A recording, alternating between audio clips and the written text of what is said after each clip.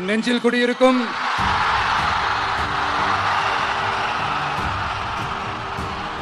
திருநெல்வேலி மக்கள் உங்கள் அனைவருக்கும் என்னுடைய வணக்கம். வணக்கம் வணக்கம் வணக்கம் வணக்கம். எல்லாரும் எப்படி இருக்கீங்க?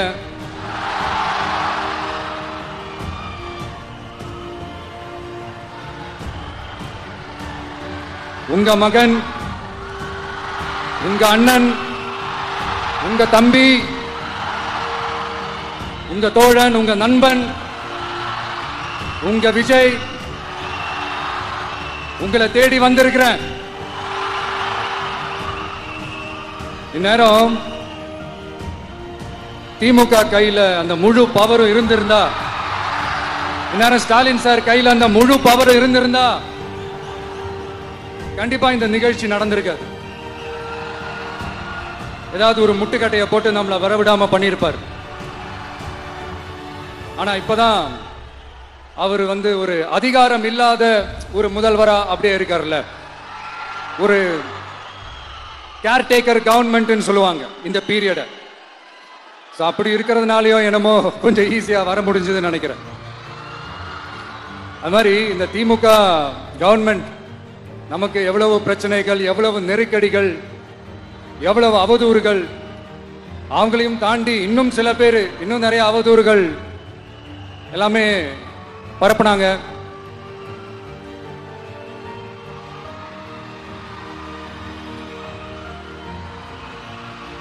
இந்த திமுக கூட்டணிக்கும் பாஜக கூட்டணியுமே இவங்க ரெண்டு பேருமே வெளியில வேணா தனித்தனியா இருப்பாங்க, ஆனா உள்ளுக்குள்ள இவங்க ரெண்டு பேருமே ஒண்ணுதான். இவங்க ரெண்டு பேருக்குமே ஒரே நோக்கம் தான். அது என்ன நோக்கம் தெரியுமா? உங்களுக்காக நல்லது செய்ய, உங்களுக்காக உழைக்க, உங்களோட கூடவே நிக்க இந்த விஜய் வந்துடக்கூடாது. அதுதான் அவங்களுடைய அந்த நோக்கமே. ஏன்னா இந்த விஜய் வந்ததுல இருந்து அவங்க நிறைய இந்த ஊழல்லாம் செஞ்சுக்கிட்டு இருந்தாங்கல்ல, ஒரு லிஸ்ட் போட்டு சொன்னல, அதெல்லாம் அவங்களால செய்ய முடியாம போச்சு. எல்லாத்துலயும் மண்ணு விழுந்துருச்சு. அதனால சம கோபத்துல இருக்கிறாங்க என் மேல. அதே மாதிரி அடுத்து ஆட்சிக்கு வர முடியாத ஒரு சூழ்நிலைய மக்களே நீங்களே ஆல்ரெடி உருவாக்கிட்டீங்க. இந்த கூட்டணி கணக்கு, அந்த கணக்கு, இந்த கணக்கு எதுவுமே எடுபடல. இந்த அரித்மெட்டிக் கணக்கு, மேத்தமேட்டிக்ஸ் கணக்கு எல்லாமே மண்ணுக்குள்ள புதைச்சிட்டீங்க. அப்புறம் இந்த கொள்ளையடிச்சு வச்சிருக்கிற இந்த பணத்தை எல்லாம் வச்சு கல்லாப்பட்டி கூட்டணின்னு ஒண்ணு சேர்த்து வச்சிருந்தாரு. அது எல்லாமே இப்ப கலகலத்து போய் நிக்குது. டாப் தனியா, பாட்டம் தனியா, ரீப்பர் தனியா, ஜாயிண்ட் தனியா, அப்படி நிக்குது தனித்தனியா. எல்லாமே அப்படியே ஒட்ட வச்சுக்கிட்டு இருக்கிறாரு. கூட்டணி கட்சிக்காரங்களே ஒருத்தருக்கு ஒருத்தர் ஓட்டு போட்டுக்க மாட்டாங்க போல் இருக்கு. அப்படி இருக்கு நிலைமை இந்த திமுக கூட்டணியில. சரி, இவங்களுக்கு தான் இந்த நிலைமைன்னு பார்த்தா இந்த பாஜக தலைமையில் மற்றும் பலர் அவங்க நிலைமை இன்னும் மோசமா இருக்குது.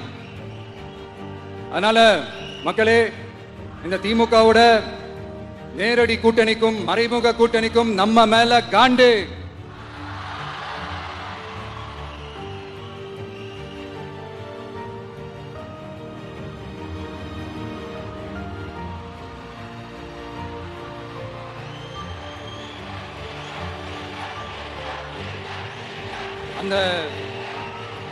அந்த காண்டுக்கு ஒரு காரணம் என்ன தெரியுமா? அவங்க வீட்லயே, அவங்க குடும்பத்திலேயே விசில் சத்தம் பலமா கேக்குதான். அடுத்த காண்டு அது இந்த சில பல கோடிகளை கொடுத்து நம்ம தமிழ்நாட்டு காங்கிரஸை பையில போட்டுக்கிட்டாங்க. யாரு? ஸ்டாலின் சார். ஆனா உண்மையான காங்கிரஸ் யாரு பக்கம் நிக்குது? நம்ம பக்கம் நிக்குது. சிறுபான்மை மக்களோட அந்த திமுக சாயம் வெளுத்து போச்சே. இந்த விஜய் என்னடானா மதச்சார்பற்ற கொள்கையோட உண்மையான ஒரு முகமா இருக்கிறானே. இந்த சிறுபான்மை மக்கள் வேற இந்த விஜய் பக்கம் தானே நிக்கிறாங்க அப்படின்ட்டு இந்த திமுகவுக்கும் பாஜகவுக்கும் என் மேல காண்டு. அதுக்காக நாம என்ன செய்ய முடியும்? இந்த 33 வருஷமா ஒவ்வொரு வீட்டுக்குள்ளேயும் ஒவ்வொரு மனசுக்குள்ளேயும் போறதுக்கு நான் பட்ட பாடு எனக்கு தானே தெரியும். அதனாலதான் நான் முன்னாடியே சொன்ன மாதிரி கட்சி ஆரம்பிச்சுட்டு ஒவ்வொரு வீட்டுக்குள்ளேயும் நான் போல, ஒவ்வொரு வீட்டுக்குள்ளேயும் போனதுக்கு அப்புறம் தான் கட்சியாவே ஆரம்பிச்சிருக்கேன்.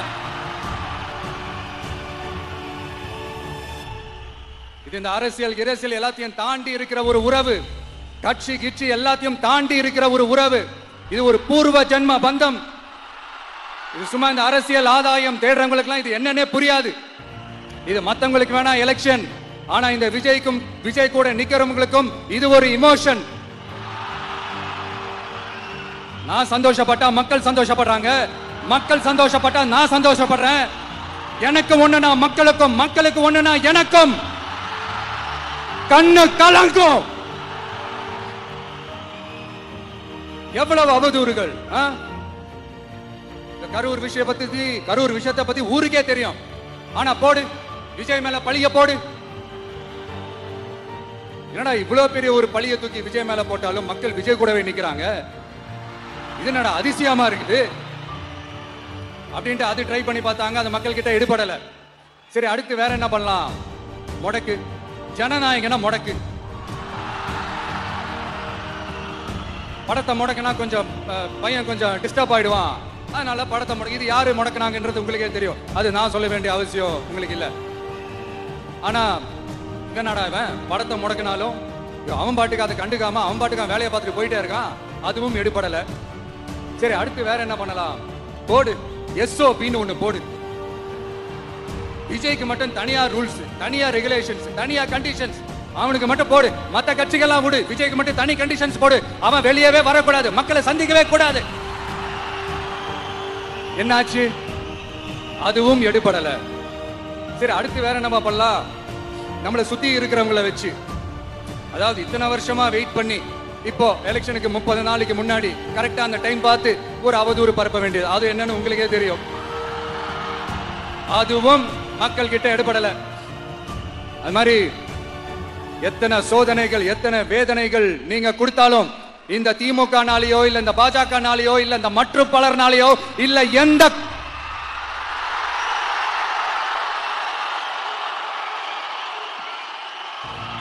வேற யாராலையும் என்ன மக்கள் கிட்ட இருந்து பிரிக்க முடியாதுன்னு சொல்ல வந்தேன். அதைத்தான் சொல்ல வந்தேன். ஒவ்வொரு வீட்டுல இருக்கிற ஒவ்வொரு விஜயும் இருக்கிற வரைக்கும் என்ன மக்கள் கிட்ட இருந்து பிரிக்கவே முடியாது. இப்படி இந்த சொந்த பந்தம் இவ்வளவு ஸ்ட்ராங்கா இருக்கிறதுனாலதான் நான் முன்னாடியே சொன்னேன், 234 தொகுதியிலும் இந்த விஜய் தான் வேட்பாளர் அப்படின்னு தான் அதை நான் செஞ்சிருக்கிறேன். ஏன்னா நம்மளுடைய வேட்பாளர்கள் யாரும் டாட்டாவோ பிர்லாவோ அம்பானியோ அதானியோ கிடையாது. நம்ம வீட்டில் இருக்கிறவர், நம்ம குடும்பத்தில் இருக்கிற ஒருத்தரை தான் நான் வேட்பாளரா செலக்ட் பண்ணிருக்கிறேன். அப்படி செலக்ட் பண்ணி தான் உங்ககிட்ட நான் ஒப்படைச்சிருக்கிறேன். அதனால அந்த வேட்பாளர் வேற, இந்த விஜய் வேற அப்படி நினைச்சிடாதீங்க. இந்த விஜய் தான் வேட்பாளர், அந்த வேட்பாளர் தான் விஜய். இத்தனை வருஷம் யார் யாருக்கோ ஓட்டு போட்டீங்க, ஆனா இந்த வருஷம் உங்க வீட்டுல இருக்கிற ஒருத்தருக்கு, உங்க வீட்டுல இருக்க நம்ம குடும்பத்தில் இருக்கிற ஒருத்தருக்கு நம்ம ஓட்டு போட போறோம். அந்த வேட்பாளர்களுக்கு நீங்க ஓட்டு போடுறது நமக்கு நாமளே ஓட்டு போட்டுக்கிற மாதிரி, அந்த வேட்பாளர் ஜெயிச்சா நாம ஜெயிச்ச மாதிரி. இப்படிப்பட்ட ஒரு எமோஷனலான ஒரு எலெக்ஷனை தமிழ்நாடு இல்ல இந்தியாவே பார்த்திருக்காது. இது நீங்க எவ்ரி 5 years வர ஒரு எலெக்ஷன் மாதிரி இதை நினைச்சிடாதீங்க. இது வேற, இது ஒரு அதிசய எலெக்ஷன். 50 வருஷத்துக்கு ஒரு வாட்டி நடக்கிற ஒரு எலெக்ஷன் மாதிரி. அதனால அந்த சான்ஸை மிஸ் பண்ணிடாதீங்க மக்களே. ஒரு காமராஜர் தானா, ஒரு அண்ணா தானா, ஒரு எம்ஜிஆர் தானா நம்ம தமிழ்நாட்டுக்கு? அவங்கள மாதிரி வேற யாருமே வந்துட மாட்டாங்களா அப்படின்னு நீங்க ஏங்கினது எனக்கு தெரியும். அத மனசுல வச்சுக்கிட்டு தான் நம்ம டிவிக்கே வந்திருக்கிறோம். நம்ம டிவிக்கு யார் யார் மாதிரி எல்லாம் உழைக்கும் சொல்லவா? ஐயா முத்துராமலிங்க தேவர் மாதிரி, ஐயா வீரன் சுந்தரலிங்கம் மாதிரி, ஐயா வாவுசி மாதிரி, ஐயா அழகு முத்துக்கோன் மாதிரி, ஐயா கட்டமம்மன் மாதிரி, ஐயா ஒண்டி வீரன் மாதிரி, ஐயா குரூஸ் பெர்னாண்டஸ் மாதிரி மாதிரி ஒட்டுமொத்த தமிழ்நாட்டு மண்ணுக்கும் உழைச்சிக்கிட்டே இருக்கும். இந்த எலெக்ஷன்ல நம்ம டிவிக்கு ஆட்சி அமைஞ்சா அது என்ன அமைஞ்சா அமைக்கிறோம். எப்படி அமைக்கிறோம்? நம்ம டிவிக்கு ஆட்சி அமைஞ்ச உடனே பெண்கள், இளைஞர்கள் எல்லாருமே நல்லா இருப்போம், நல்லா இருப்போம், நல்லா இருப்போம். விவசாயிகள், மீனவர்கள், உழைக்கிற மக்கள் எல்லாருமே நல்லா இருப்போம், நல்லா இருப்போம், நல்லா இருப்போம். இன்னும் பல வருஷத்துக்கு நம்மளுடைய குடும்பங்கள், நம்மளுடைய சந்ததிகள், நம்மளுடைய தலைமுறைகள் எல்லாருமே நல்லா இருப்போம், நல்லா இருப்போம், நல்லா இருப்போம். அதனாலதான் மீண்டும் மீண்டும் சொல்றேன், வேற யாருக்காவது ஓட்டு போட்டு உங்க ஓட்டை வேஸ்ட் பண்ணிடாதீங்க. அதனாலதான் பார்த்து பார்த்து உங்களுக்கான வாக்குறுதிகளை நாம அதை அறிவிச்சிட்டு இருக்கிறோம். சொல்லாதத, செய்ய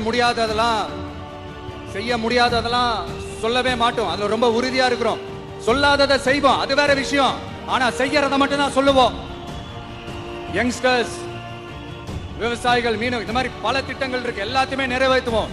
இந்த விஜய் அதை சாத்தியமாக்கி காட்டுவான். இத நான் ஏன் இவ்வளவு ஸ்ட்ராங்கா சொல்றேன் அப்படின்னா, மக்கள் பணத்துல இருந்து ஒரு பைசா கூட தொட வேண்டிய அவசியமே எனக்கு இல்லை. உங்களுக்கு புரியுதுங்களா? உங்களுக்கு மக்களுக்கு தப்பே நடக்காது, தப்பே நடக்க விட மாட்டேன். இப்ப நான் சொன்னல, மக்கள் காசுல இருந்து ஒரு பைசா கூட தொட மாட்டேன்னு. அத இப்ப ஆண்டுகிட்டு இருக்கிறவங்க, இதுக்கு முன்னாடி ஆண்டவங்க தில்லா சொல்ல முடியுமா? என்னை எதிர்த்துட்டு இருக்கிறவங்களால தில்லா, கட்ஸா, கெத்தா இத சொல்ல முடியுமா? நீங்க ஒழுங்கா ஆட்சி நடத்திருந்தா பெண்கள் பாதுகாப்பு ஏன் இவ்வளவு மோசமா இருக்குது? இளைஞர்களுக்கு ஏன் வேலை வாய்ப்பு இல்லாம போச்சு?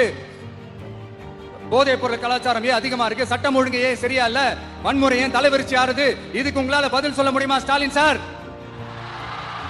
பதில் சொல்ல தகுதி இருக்கான்னு தான் கேட்டிருக்கணும். ஆனா கொஞ்சம் நாகரிகம் கருதி அப்படி வேணான்னு பாக்குறேன். 2-2.5 வயசு குழந்தைய துள்ள துடிக்க உங்க திமுக நிர்வாகி ஒருத்தன் கொன்னானே, அதுக்கு என்ன பதில் சொல்ல போறீங்க? விளாத்திக்குளம் பக்கத்துல +2 படிக்கிற ஒரு பொண்ணு டாய்லெட் வசதி சரியா இல்லாம ஒரு அவசரத்துக்கு காட்டு பக்கம் போய் ஒதுங்கினாங்களே, என்னாச்சு? இந்த உலகத்தை விட்டே போயிட்டாங்க. அதுக்கு என்ன பதில் சொல்ல போறீங்க? இந்த பிள்ளைங்களை உங்களால திருப்பி கொடுக்க முடியுமா சார்? 5 வருஷமா போலீஸ் டிபார்ட்மெண்ட்டை கையில வச்சுக்கிட்டு என்ன சார் பண்ணீங்க? பொம்மைகள் மாதிரி வச்சு விளையாடிட்டு இருந்தீங்களா? ஒரு மனசாட்சின்றது வேணாம். நாங்குநேரி பிரச்சனை பத்தி பேசினா அது போதையில நடந்துச்சான், போதை பொருட்கள்னால அது நடந்துச்சான். பெரிய கண்டுபிடிப்பு, எங்களுக்கு தெரியாது பாரு. அது எங்களுக்கும் தெரியும், உங்களுக்கு தெரியும். கேள்வி அது இல்ல, அதை ஏன் தடுக்கலன்றதுதான் எங்களுடைய கேள்வி. இது மட்டுமா? மணலை திருடுறாங்க, மண்ணை திருடுறாங்க, மலைகளை முழுங்குறாங்க, சட்டவிரோதமா கல்குவாரி நடத்துறாங்க, மணல் மாஃபியா அது ஒரு பக்கம் நடந்துகிட்டு போகுது.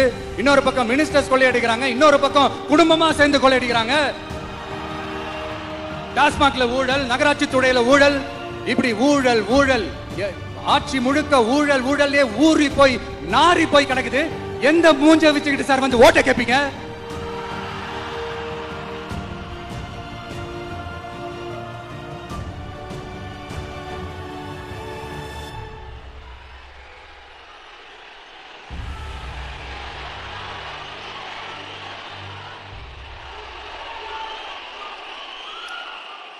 இந்த எலெக்ஷன் சும்மா உங்க பணத்தை எல்லாம் வச்சுக்கிட்டு ஒன்னும் கிழிக்க முடியாது. உங்க பணத்தை எல்லாம் வச்சு மக்கள் எல்லாம் விலைக்கு வாங்கவே முடியாது. இது ஒரு மாற்றத்திற்கான ஒரு எலெக்ஷன். ஒட்டுமொத்த தமிழ்நாட்டு மக்களும் அந்த மாற்றத்தை கொண்டு வர போற அந்த எலெக்ஷன். இது உங்களாலேயோ இல்ல அந்த மற்றும் பலர்னாலேயோ ஒன்னும் தடுக்க முடியாது. அதனால மக்களே, ஏப்ரல் 23ஆம் தேதி காலையில சும்மா பக்காவா ரெடி ஆயிட்டு வீட்டுல இருக்கிற சாமியெல்லாம் கும்பிட்டுட்டு உங்க ஓட்டர் ஐடி கார்டை கையில் எடுத்துக்கிட்டு முதல்ல பூத்துல போய் நின்னு அந்த விசில் சின்னத்துக்கு நேரா இருக்கிற அந்த பட்டனை ஒரு அழுத்துங்க. இது ஒரு தலைமுறைக்கான ஒரு தேர்தல், உங்களுக்கான தேர்தல். எப்பேற்பட்ட வசதியான வாழ்க்கையா இருந்தாலும் எல்லாத்தையும் தூக்கி எறிஞ்சிட்டு உங்களுக்காக மட்டுமே வந்திருக்கிறேன். உங்களுக்காக நன்றி கடன் செலுத்துறதுக்காக மட்டுமே வந்திருக்கிறேன். அத்தனை வழிகளையும் தாங்கிக்கிட்டு உங்களுக்காக மட்டுமே வந்திருக்கிறேன். ஒரு நாளும் பொய் சொல்லி உங்களை நான் ஏமாத்தவே மாட்டேன். இந்த 4 முனை போட்டி, 40 முனை போட்டி, எத்தனை முனை போட்டின்னு எத்தனை உருட்டினாலும் இங்க 2 முனை போட்டி மட்டும்தான். இன்னொன்னு எஸ், ஒன்னு டிவிகே, இன்னொன்னு டிஎம்கே. மக்கள் விரோத ஆட்சி நடத்துற ஸ்டாலின் சார் வேணுமா? மக்களை நேசிக்கிற உங்க விஜய் வேணுமா? அவ்வளவுதான் இந்த எலெக்ஷன். அதனால உங்க மகனுக்கு, உங்க அண்ணனுக்கு, உங்க தம்பிக்கு, உங்க பிள்ளைக்கு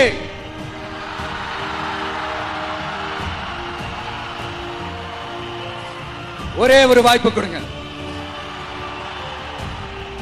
தயவு செஞ்சு விசில் சின்னத்துக்கு ஓட்டு போடுங்க. இது ஒரு விசில் புரட்சி தேர்தலா இருக்கணும். நான் தன்னந்தனியாளு, நீ எல்லாம் நம்ம பாரு, கொஞ்சம் நவந்தனா இங்க 8 கோடி பேரு, மிரல போது ஸ்டேட்டு நம்ம விசிலு சத்தம் கேட்டு, நல்ல வங்க வாழ இங்க விசிலு கடி ஓட்டே. கடைசி நம்பிக்கை மக்களை தேடி வருது, அதை இறுக்கி புடிச்சு ஒரு வரலாறு எழுது. உங்க விஜய், நான் வரேன். விசில் அடிக்க ரெடியா? கான்பிடண்டா இருங்க. நல்லதே நடக்கும். வெற்றி நிச்சயம். மீண்டும் சந்திக்கும் வரை நன்றி, வணக்கம்.